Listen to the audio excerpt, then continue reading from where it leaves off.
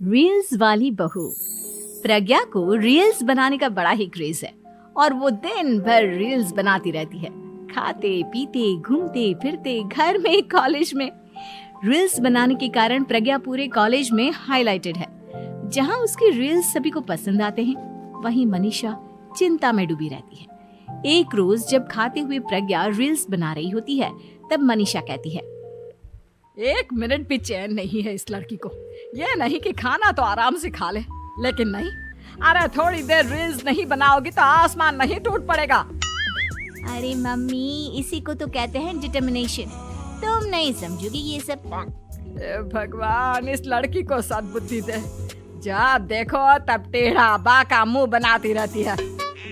मनीषा की बात का प्रज्ञा पर जरा भी असर नहीं होता और वो खाते खाते रील्स बनाती रहती है। दिन बीतने लगते हैं और देखते देखते प्रज्ञा का कॉलेज भी खत्म हो जाता है। आए दिन कोई ना कोई मनीषा को प्रज्ञा की शादी करवाने का सुझाव दे जाता है। सब ठीक ही कहते हैं, प्रज्ञा की शादी कर देनी चाहिए। अपने घर के काम काज में व्यस्त हो जाएगी तो खुद ही ये रील्स और नाच गाना बंद हो जाएगा। मनीषा और प्रेम प्रज्ञा के लिए एक अच्छा लड़का ढूंढने लगते हैं और तभी विकी का रिश्ता प्रज्ञा के लिए आता है, जिसने प्रज्ञा को उसकी रील्स देखकर पसंद कर लिया था। अगले दिन विकी अपने माता पिता के साथ प्रज्ञा के घर पहुंच जाता है और प्रज्ञा साड़ी पहने हाथों में चाय की ट्रे लिए उनके सामने आती है। जब विकी को पसंद है तो हमें भी बहू पसंद है। बहन जी, आप बारात की तैयारी कीजिए। एक बार लड़का लड़की अकेले में बात कर ले तो अच्छा रहेगा। हाँ हाँ, क्यों नहीं। मनीषा विकी को प्रज्ञा के कमरे में भेजती है, जहां प्रज्ञा पहले से ही रील्स बना रही होती है।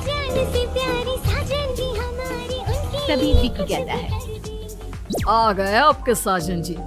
हमारे साथ ये रील्स कंप्लीट करती तो और भी अच्छा रहता। अच्छा जी, अब आ ही गए हैं तो बना ही लेती हूँ आपके साथ। दोनों मिलकर रील्स बनाते हैं। जब वी मीट और तुरंत पोस्ट भी कर देते हैं।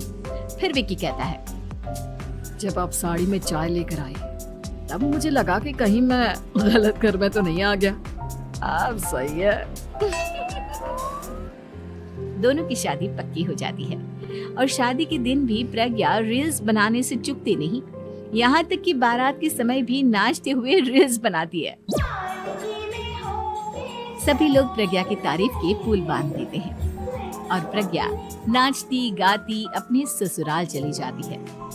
सब कुछ अच्छा चल रहा होता है।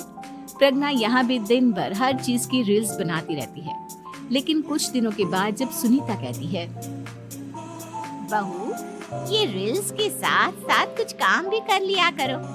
वैसे तुझे और क्या क्या बनाना आता है? मम्मी जी, वैसे तो सब कहते हैं कि मैं सब कुछ अच्छा बनाती हूँ, लेकिन मुझे लगता है कि मैं मैगी अच्छा बना लेती हूँ। हाँ, कॉफी भी अच्छा बना लेती हूँ और मुंह तो सबसे अच्छा बना लेती हूँ। हैं? अच्छा अच्छा। सुनीता अपना माथा पकड़ लेती है और कहती है, बहू, कुछ खाना बनाना भी सीख लेती। मम्मी जी, मैं लंबी प्लानिंग कर रही हूँ। जल्दी ही मैं इतनी फेमस हो जाऊंगी कि मुझे पैसे मिलने लगेंगे। हम दोनों सास बहू राज करेंगे, राज। नौकर काम करेंगी और लोगों की तो लाइन लगेगी हमसे मिलने के लिए। तेरा दिमाग खराब हो गया है क्या बहू? हंसी मजाक तक ठीक है, लेकिन इस तरह घर नहीं चलते।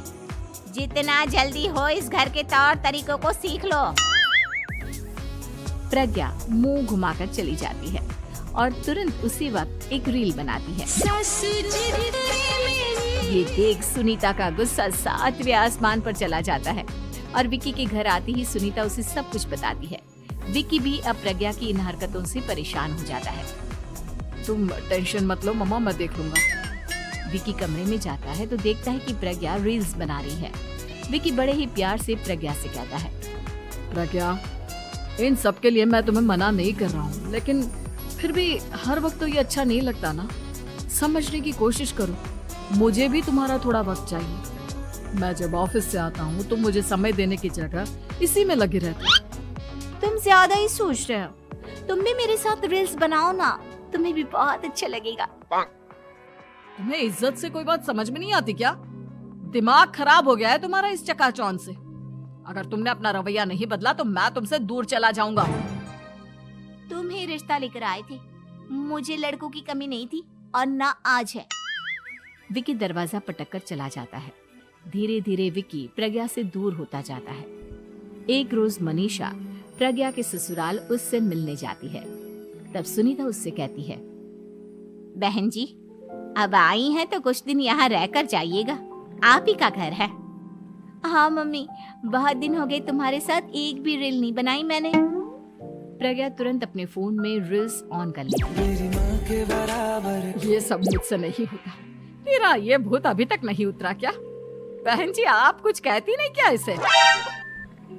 जब आप ही कुछ नहीं कर पाई तो मैं कर ही क्या सकती हूँ। सास तो वैसी ही बदनाम है।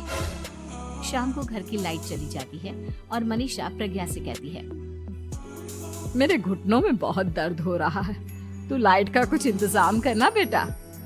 अच्छा, कैंडल जला देती हूँ मम्मा। प्रज्ञा गाते हुए कैंडल जलाती है और खिड़की के पर्दे के पास रख देती है। मनीषा, जिसे बहुत दर्द हो रहा है, वो सो जाती है और प्रज्ञा हमेशा की तरह अपनी रील्स में लग जाती है। उधर कैंडल की वजह से पर्दा आग पकड़ लेता है और मनीषा के कमरे में आग लग जाती है। बचाओ, कोई है, बचाओ। सभी भागते हैं और विकी कमरे की आग बुझाने में लग जाता है, लेकिन तब तक मनीषा आधी जल चुकी थी।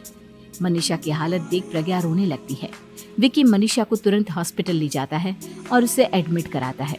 विकी प्रज्ञा से कहता है, देख लिया ना, तुम्हारे इस नाच गाने की वजह से आज तुम्हारी माँ की जान जाते जाते रह गई। अब पता नहीं तुम और क्या चाहती हो। उधर डॉक्टर कहते हैं, इनकी हालत बहुत नाजुक है, आधे से ज्यादा जल चुकी है। प्रज्ञा रोती हुई मंदिर में जाती है और भगवान के आगे जाकर कहती है, भगवान, मेरी माँ को ठीक कर दो। मैं कसम खाती हूँ, हाथ से ये रील्स बनाना छोड़ दूंगी। बस मुझे मेरी माँ वापस मिल जाए। 2 दिन बीत जाते हैं और मनीषा खतरे से बाहर आ जाती है। पेशेंट अब ठीक है, आप लोग उनसे मिल सकते हो। सब कोई मनीषा से मिलता है और प्रज्ञा सबके सामने अपना फोन तोड़ देती है। मुझे माफ कर दो मम्मा, मैंने तुम लोगों की बातों को नजरअंदाज किया। बेटा, कोई भी चीज जरूरत से ज्यादा खराब है। मैंने तुम्हें रील्स बनाने से कभी मना नहीं किया, लेकिन हर वक्त एक ही चीज तो सही नहीं है।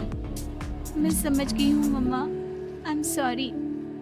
प्रज्ञा उस दिन से रील्स बनाना छोड़ देती है और पूरी तरह से अपने घर में लग जाती है।